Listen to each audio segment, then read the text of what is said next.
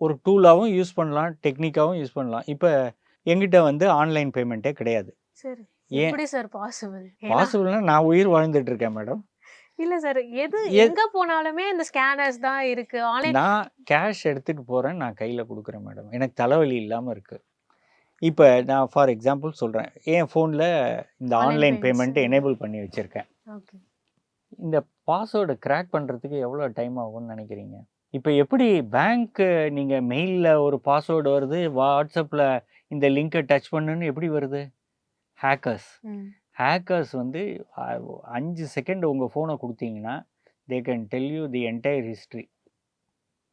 So உங்க phone எந்த பேங்க்குக்கு லிங்க் ஆயிருக்கு, எப்படி நீங்க பேமெண்ட் பண்ணியிருக்கீங்க, எல்லாத்தையும் சொல்ல முடியும். ஸோ இது ஆன்லைன் வர்த்தகத்தினோட அடுத்த தலைவலி. ஓகே. இந்த தலைவலிய வந்து நீங்க ரொம்ப கண்ட்ரோல்டா யூஸ் பண்ணணும். அதாவது கண்டதுக்கும் ஜிபே பண்றேன்னு வாழைப்பழக்காரர்ட்ட போய் ஜிபே பண்றேன்னு அவனே சொல்றான். ம். சார் சில்லற இல்ல சார். நீங்க எதுக்கு சார் உயிர வாங்குறீங்கங்கிறான். ஆமா.